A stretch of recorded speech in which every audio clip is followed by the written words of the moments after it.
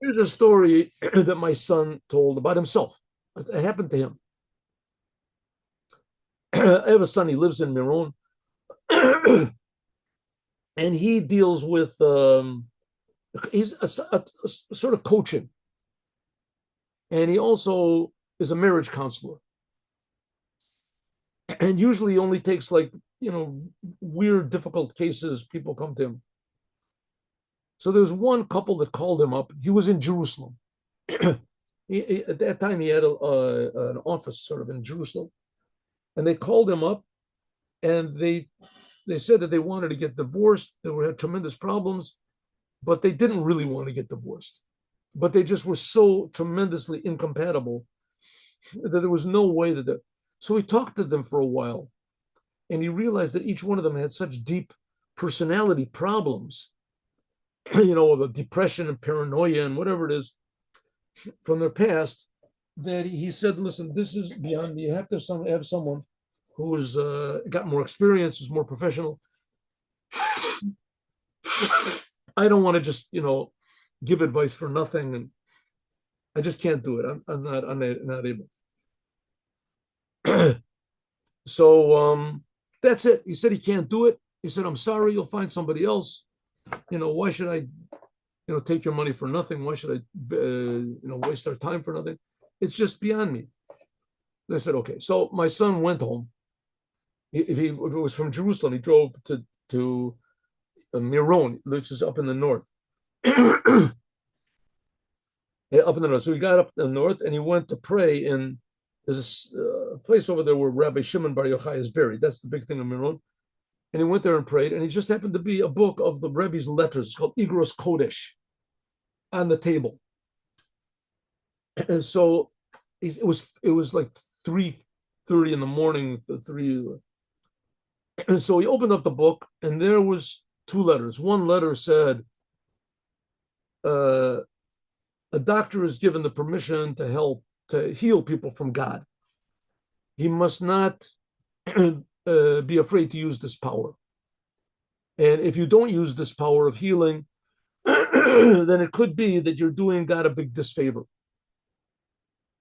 That it doesn't make any difference how difficult you think that it is. If it's come into your hands, then you should try to heal." That's what the first letter says. The second letter said that you write about something and that it's too late. It's never too late. Remember, it says never too late to change. So my son says to himself, the first letter is telling me that I should try, and the second letter is telling me that it's never too late. So he says, it's now 4 o'clock in the morning. Let's see if that second letter is really valid. I'll call these people up. If they answer the phone 4 o'clock in the morning, it's a sign that the message was for me, that I opened up these Igros Kodesh, the letters of the Rebbe. The message was for me. If not, not. So he calls them up calls them up on the cellular phone, calls them up. After the first ring, the people answer. So they answer, and he says, listen, I decided maybe I could try. Oh, they start crying. They're so happy. So he said, so they said, so sure enough, they resumed their connection with him, and it worked out. It worked out. He somehow or other managed to solve the problems that they had, and they became very good friends. So a couple of years after this episode, a year or two after, so he invited them to his birthday party, which he made in Miron, in the middle of Sukkot. He made, and they came and they got to talking, and they asked him, "Why is it that you called us up and decided to change your mind?" And he told them the story that I was in, by the grave of Rabbi Shimon Bar Yochai, and I saw Igros Kodesh, and I opened it up, and there were the two letters. They heard this, and they both started to cry. What's wrong? What are you crying? He said, we should know that we came home, we were so broken.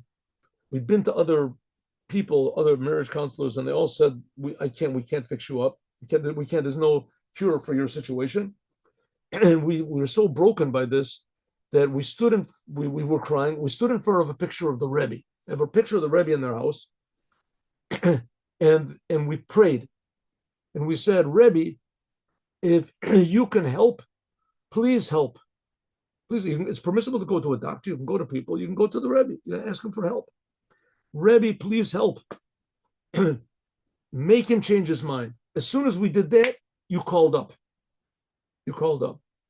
And he said that the prayer that they made was when he opened the book, and that he answered up and that he called them up. That was like 10 minutes after, 5 minutes after. So the whole thing was miraculously all connected together. That he read the books of the Rebbe, and that these people asked for help, and they got help from the Rebbe. So today is the first day of Kislev. The Rebbe had a terrible heart attack in I guess it was 1978, a terrible heart attack. And the doctors said that his heart totally stopped. And miraculously, he got out of it. And it was now this day, on the first day of Kislev, that he left his room. They wanted to send him to the hospital, and he refused. Then miraculously, he got better, and he went home. So this was a big holiday for Chabad, that the Moses of our generation, that he got out. Without Moses, nobody would have left Egypt. And without the Rebbe, the Jews are not going to leave this terrible exile. So this is a big day. It's a day that the Rebbe, so we see that the Rebbe has an effect on the world, whether he's physically here or he's not physically here. Just like we say King David Melech Yisrael Chai V'Kayom, so it is also with the Rebbe. Have a good Shabbos with Mashiach now. Thank you.